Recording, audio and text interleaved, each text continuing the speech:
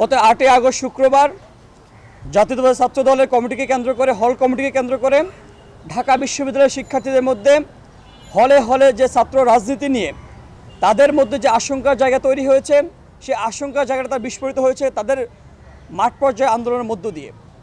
আজকে যে সংবাদ সম্মেলন, সেই সংবাদ সম্মেলনের মধ্য থেকে আমরা শুধু শিক্ষার্থীদের যে উদ্বিগ্নতার যে জায়গাটা, সেই জায়গাটা আমরা ক্লিয়ার করতে চাচ্ছি। প্রিয় উপস্থিতি, আপনারা জানেন আমরা এর আগেও বলেছি যে ছাত্রদের সম্পর্কে আমার ধরন কেমন হবে কিংবা আমরা কী চাই।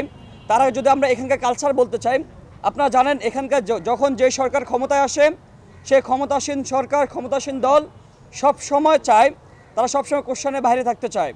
তারা সবসময় আরেকটা বিষয় হচ্ছে তাদের যে মনোভাব, সেই ক্ষমতাসীন সরকার সবসময় স্বৈরাচারী হয়ে উঠতে চায়। কিন্তু এই স্বৈরাচারী হয়ে ওঠার পিছনে সবচেয়ে বেশি বাধার সম্মুখীন হয় ছাত্রদের পক্ষ থেকে। সেই জায়গা থেকে, সেই মনোভাব থেকে তারা সবসময় ছাত্ররা, বিশেষ করে ঢাকা বিশ্ববিদ্যালয়ের শিক্ষার্থীদেরকে তারা একটু কুক্ষিগত করে রাখতে চায়।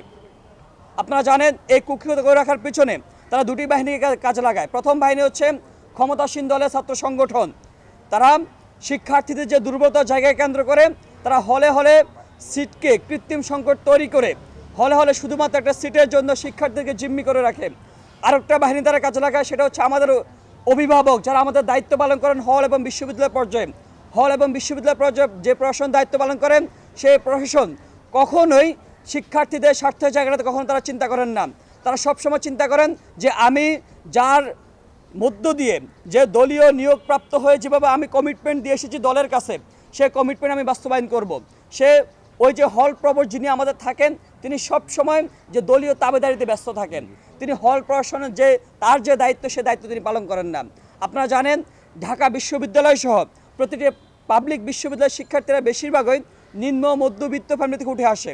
আমাদের একটাই দুর্বলতার জায়গা যে আমাদের আর্থিক সংকট।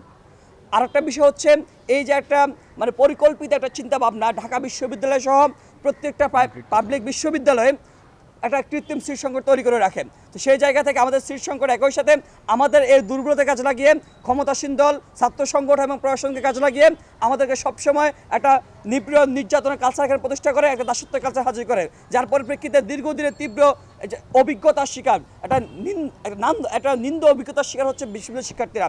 যার জায়গা থেকে আপনারা জানেন যে এখন এসে বারবার করে তারা সে আগ্রহ প্রকাশ করছে, তাদের সে সংখ্যার জায়গা তৈরি করছেন, তারা আবারও হলে হলে রাজনীতি চায় না। প্রিয় বন্ধুগণ, আপনারা দেখেছেন গত 17 জুলাই কোটা সংস্কার আন্দোলনের মধ্য দিয়ে যে আন্দোলন ভিন্ন দিকে রূপ নেয়, সেই আন্দোলন ভিন্ন রূপ নেওয়ার অন্যতম আকাঙ্ক্ষা ছিল যে হলে হলে তারা আবারও যে দাসত্বের কালচার তারা ফিরে আনতে চায় না। আপনি দেখেছেন শুধুমাত্র ছাত্রদল কমিটি না, এর আগে যখন ছাত্রদল যখন হল গেট এবং হলের রুমগুলোতে যখন একটা পোস্টার লাগিয়েছিল, ওইটাকে কেন্দ্র করে শিক্ষার্থীরা হচ্ছে তাদের খুবই ফেটে পড়ে। কারণ কি জানেন, আমাদের গ্রামের ভাষায় একটা কথা আছে যে যার বাবাকে কুমিরে খেয়েছেন সে ঢেকি দেখলেও ভয় পায়। আপনারা জানেন এই যে শিক্ষার্থীদের ভয়ের জায়গা, যে আশঙ্কার জায়গা, যে ট্রমার জায়গা, সেই ট্রমার জায়গাটা চিন্তা করে, তাদের সুযোগ সুবিধার জায়গাটা চিন্তা করে আমরা তাদের দাবি দেওয়ার প্রতি, তাদের সুযোগ সুবিধার প্রতি, তাদের সেন্টিমেন্টের প্রতি আমরা শ্রদ্ধা জানাতে চাই। আমরা এই জন্য বলেছি যে বর্তমান যে পরিস্থিতি অবশ্যই ছাত্র রাজনীতি থাকবেন। রাজনীতি করা না করা ব্যক্তি সাংবিধানিক অধিকার, ব্যক্তিগত অধিকার। কিন্তু আমি যদি বলি যে রাজনীতি, যদি ছাত্র রাজনীতি বলেন, ছাত্র রাজনীতি যদি ছাত্রদের কল্যাণে হয়, ছাত্রদের জন্যই হয়, অবশ্যই আমাকে ছাত্রদের সুযোগ সুবিধা, তাদের সেন্টিমেন্ট, তাদের দাবি দেওয়াকে মাথায় রেখে আমাকে ছাত্র রাজনীতি কাঠামো পরিবর্তন করতে হবে।